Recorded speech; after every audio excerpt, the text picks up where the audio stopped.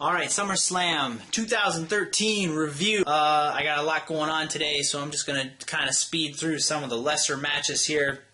So let's get started. Pre-show, you had RVD versus Dean Ambrose. There was a split crowd. You had half the crowd chanting for Dean Ambrose. Let's go Ambrose, I think, and the other half going RVD. That was cool to see. But this match, not as good as I was hoping it was going to be. It started out slow and it built up, and then Reigns and Rollins came out, and Mark Henry and Big Show came out just like I thought they would. But instead of Reigns and Rollins costing the match immediately, they just kind of hung out outside the ring with Big Show and Mark Henry. So their presence ringside kind of took away from the actual match, and RVD and Dean Ambrose didn't go as hard as I thought they were gonna. So the match eventually ended with Reigns spearing RVD after RVD hit the frog splash. So RVD won with the DQ. Big Show, Mark Henry came in, and Reigns and Rollins, Ambrose, they took off after the match, and that was the end of it. Next up, the first match on the actual SummerSlam card, Cain versus Bray Wyatt. Aside from the fire, the match kind of sucked. I mean, I did not like this match very much. It was sloppy. There was some bad wrestling in this match. Cain was going for these big boots, and Bray Wyatt was going down way too early. I think it was Cain. It might have been the other way around with Wyatt hitting a boot. I don't think so, though. It wasn't even that fucking memorable. It's just that it was fucking sloppy. And there was this terrible spot with this kendo stick. The other Wyatt family members were outside the ring. One of them tried to toss in a kendo stick to Bray Wyatt in the middle of the match, and the end of the kendo stick was supposed to catch fire when they tried to hand it in. But this thing barely fucking lit. And when that Wyatt, I can't remember his name, it was Luke or I forget, Rowan, I don't remember their names, but the other Wyatt family member pulled the stick back, and it was this tiny ass fucking flame, and he was like, oh, he acted like he was about to fucking explode, like a bomb was placed in his hands. He threw it on the ground, and then it was like a 5-second delay, and then a fireman comes over and hits with the fire extinguisher, and the flame was like already out at this point. It looked fucking stupid, and I was just laughing my ass off at how poor that went about. I can't imagine that's how they planned that shit to go down before the match, because it just looked stupid. So the other members of the Wyatt family were just trying to get into the ring, or trying to do something to Cain throughout the whole match. They eventually threw like a flame retardant blanket over top of one of the rails, jumped in, beat the shit out of Cain. Bray Wyatt hits his finisher, wins. But he didn't look strong because he needed help, and he took like 3 fucking chokeslams from Cain. He was getting his ass kicked before the other Wyatts jumped in there. And then, after the match, they did that same stupid fucking stairs spot, hitting Cain with the cutout part of the stairs like they did a few weeks ago, but they somehow managed to make it look even more fake and ridiculous than the first time around. Like, the camera was showing it at the right angle where you could see stairs hit nothing. Cain got hit by oxygen and carbon dioxide, just fucking air on top of his head. There was nothing there. It was stupid. And I laughed at it again. I spent more time laughing at this match because it was terrible than I did enjoying this match. So this match was a big letdown for me, unfortunately, because I like Bray Wyatt. I like his character, but they got to get away from that stairs spot, and they got to get him into the ring with somebody other than Cain. Do something else, please. Cody Rhodes versus Damian Sandow. What I can say is I like this match. Not a whole lot I can even think to complain about in this match. The moves, the match was fast-paced. It was strong. It started out strong and fast. It ended strong and fast. It wasn't a very long match, which was kind of disappointing. As good as they were, I would have liked to have seen it go on a little bit longer.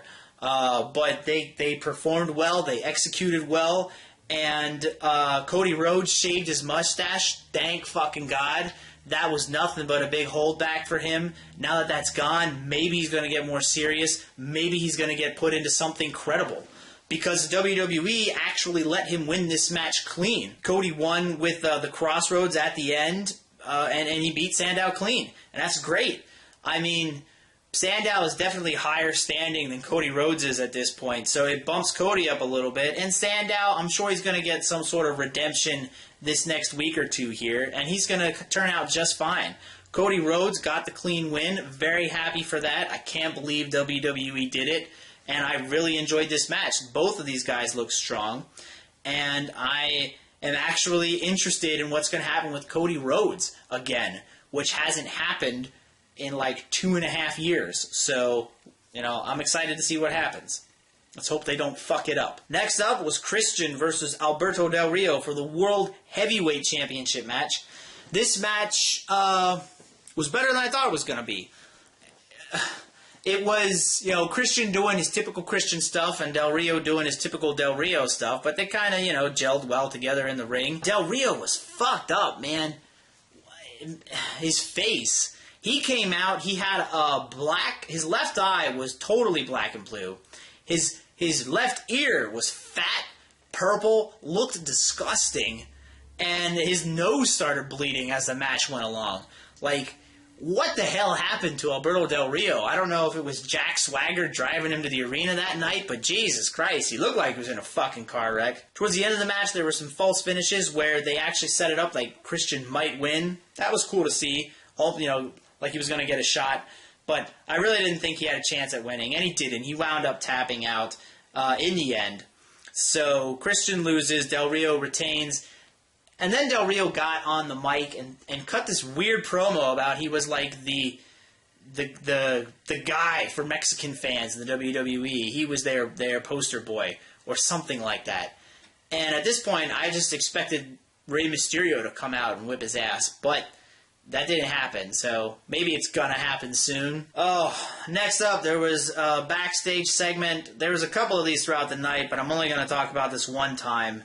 The Miz as the host of the SummerSlam, and Maria Menounos and Fandango with Summer Rae. They all started doing a dance-off together in the back there. And I was just like, why is this happening? Next up, Natalya versus Brie Bella. Yeah, it's going back downhill again.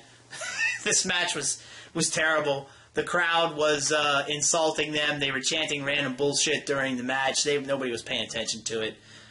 Somebody won with a sharpshooter. It was Natalya. I didn't fucking care. I think I was eating.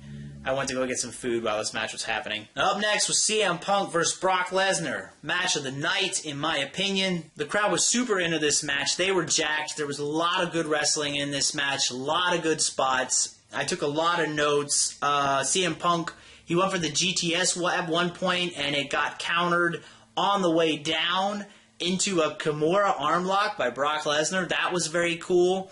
They broke out a chair, and CM Punk did a Macho Man elbow drop with the chair in his hand, and it looked fucking nasty. Lesnar was in a cross arm breaker by CM Punk. He picked CM Punk up, he powerbombed him, picked him up, did it again. It would turn into a running powerbomb, I think. Completely destroyed CM Punk. The move looked great. CM Punk hit Brock with the GTS, and Paul Heyman broke up the pin. He was like slapping CM Punk. Paul Heyman in this match was funny as hell. His reactions, his mannerisms, he was just like a scared little child running around. CM Punk trying to get a hold of him. Eventually did get a hold of him. CM Punk's finishing submission move. I can't think of it right now off the top of my head, but he locked Paul Heyman into that. That was cool to see. But then that led to Brock Lesnar nailing CM Punk with a chair. Fucking hit him hard with it, too. And then he F5'd CM Punk onto the steel chair in the middle of the ring. And that F5 bump was nasty, man. It was fucking vicious. It looked dominating. Brock got the 3 count after that. I loved it. I thought this match was great. The wrestling was great. The spots were great. Brock came off as a beast, and CM Punk came off as a guy that just was not going to quit. There was a couple of points throughout the match where Punk had submissions on Lesnar, and Lesnar looked like he was about to tap. At no point did I think that Brock Lesnar was going to tap out to anything CM Punk threw on him. I just didn't think that was going to happen, and if it did, I would have disliked the ending if that would have been the ending to the match. Having CM Punk get beat, that needed to happen. CM Punk still looked strong. That's the finish. I'm glad that's the way the match finished, and I enjoyed this match. Aside from them trying to say that Lesnar couldn't have won without Paul Heyman, which is just kind of ridiculous. Next up was Dolph Ziggler and Caitlyn versus Big E Langston and AJ. Another match that was better than what I thought it was going to be. The Divas were in there wrestling, but at this point I'm just so numb to anything that involves the Divas, I just tune them out, so I don't even really know what the fuck they were doing.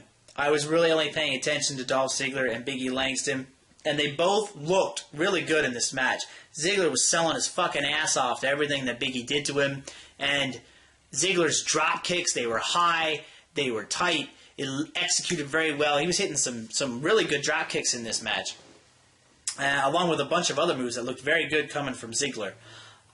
This match was short, but Ziggler and Big E, they used their time well. Much better than that Raw match they had like 2 weeks ago, I think. That match was terrible, but this match was much, much better. In the end, Dolph Ziggler actually won. He hit the zigzag on Big E because Big E got distracted by the women on the outside of the ring, and Ziggler and Caitlyn win. I was surprised they would let Ziggler win. I'm hoping that this puts an end, or at least gets Dolph Ziggler out of this stupid fucking storyline that nobody cares about, and he can move on to something else. Alright, the main event of the night. John Cena versus Daniel Bryan, Triple H special guest referee. This match was good. I liked this match. This match was... Daniel Bryan did not lower his game like I thought he might. He kept it way up here, and he forced John Cena to up his own game, but when Cena could only get this far, Daniel Bryan reached down and fucking pulled his ass up and carried him through the goddamn match. But I expected that to happen. Because Cena, he's just not good enough. He's just not. And I enjoyed the match up until the part where, and this happened pretty early on, Cena hops outside the ring, runs over to this ringside doctor, and he's pointing at his elbow, like telling the doctor his elbow's all right or something, and then all of a sudden, it's the only thing the commentators will talk about is Cena's fucking elbow. And I immediately start getting frustrated because I'm thinking the elbow's going to cost Cena, Cena's going to lose the match because of it, and that's going to be Cena's excuse. And that was fucking pissing me off. So that was towards the beginning of the match. Throughout the entire match, the crowd was destroying Cena. More than that, they were so into Daniel Bryan. They were chanting for Daniel Bryan before the promos for the match even started, back when they were up on that stupid fucking experts or celebrity judges panel. I don't know, some bullshit table they had in the middle of the crowd. They were chanting for him then, and they exploded when they came out. They were so behind every single thing that Bryan did, and they were so against everything that John Cena did. It was amazing. It was amazing to see this crowd just destroy Cena and blow Daniel Bryan up to the fucking moon. Put the STF on John Cena, which was surprising. But again, just like Brock Lesnar, Cena never, ever, ever, and will never, ever tap out. He might have tapped out in his very first match against Kurt Angle when he first started, like 10, 11 years ago. But that was it. I don't think he's tapped out since. So at no point when there were any submissions applied to John Cena did I think that the match was going to end in that fashion. Just wasn't going to happen. No way. There was a very cool spot where Bryan superplexed John Cena off of the top rope, held onto the rope with his legs and did like a fucking sit-up back up to the top rope. It was amazing. He was hanging upside down, like hulking up, like spazzing out, and then sat up. It was fucking cool. I mean, it was good stuff. Then later on in the match, same turnbuckle, John Cena almost killed Daniel Bryan. Daniel Bryan went for a Hurricane Rana off the top rope. Cena stopped him mid-maneuver and then hopped down off the top rope where Daniel Bryan's head almost fucking, his neck almost just fucking cracked coming down onto the mat. But luckily, Bryan was able to suspend himself because John Cena wasn't doing any fucking work trying to carry him. Daniel Bryan was holding his own damn self up. Fucking John Cena. So then, at the very end of the match, the finish just came out of nowhere. They kept hinting at the elbow. Triple H was trying to get the doctor to check Cena's elbow. Cena waved it off, saying, "Oh no, I'm too strong. I'm too, I can fight through the pain." And then Daniel Bryan, off of a series of a sequence of moves, just fucking hits a running knee in John Cena's face, and then pins him 1, 2, 3. And Daniel Bryan got the win. Daniel Bryan beat John Cena, which was what I expected to happen, but in my opinion, that was a clean win over John Cena. I know he had the injured elbow, but it didn't play into the finish of the match. So I'm not really sure why they spent so much time during the match putting so much emphasis on the elbow. Unless Cena just plans to come out after his surgery and say, "I wasn't at 100%, which I would not be surprised if that happened, and it would just be fucking bullshit. But, I mean, this seemed like a clean win to me. And I think there's a lot of debate going on out there whether or not it was a clean win. To me, it felt like a clean win. At least the cleanest win that we've gotten from John Cena in years. This even counts higher than when The Rock beat him at WrestleMania 28, because Cena, he got cocky like 5 seconds before the end of the match, and that cost him. Here, the elbow did not play a factor in the finish of the match. So it just felt clean, like a clean win to me. And then, Cena celebrating. They got pyro going off. They got fucking, streamers coming down, all this bullshit. Triple H is still in the ring, though, so something's going to happen. And that's when Randy Orton comes out.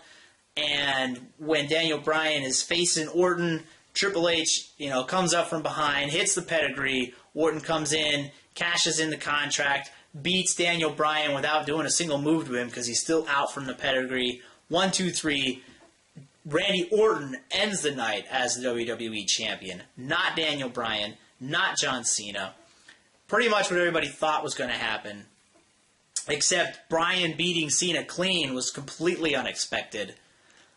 It actually shows, in my opinion, the WWE has more faith in Daniel Bryan than what I thought they did. So, the match itself, I was happy with. I was happy with the finish. Orton walking away the champ, because the way they had Daniel Bryan win and then lose, it sets him up for a different storyline with Randy Orton and Triple H without John Cena. Because I'm pretty sure he's going away for surgery. That'll at least keep him out of the title picture and off of the show in general for a while. So I'm very excited about that. And I think in the long term, it sucks that Daniel Bryan didn't win at SummerSlam or end the show with the title at SummerSlam. But I think in the long run, as long as the WWE doesn't fuck it up, and there's always that what if they fuck it up, because they've fucked up so many times in the past, I just don't trust them to play it out good anymore, to do it right. There's always that chance that they're just going to screw it up. But if they don't, this will turn out very well. This could turn out very well for Daniel Bryan. The show itself, SummerSlam, I was happy with it. It was passable.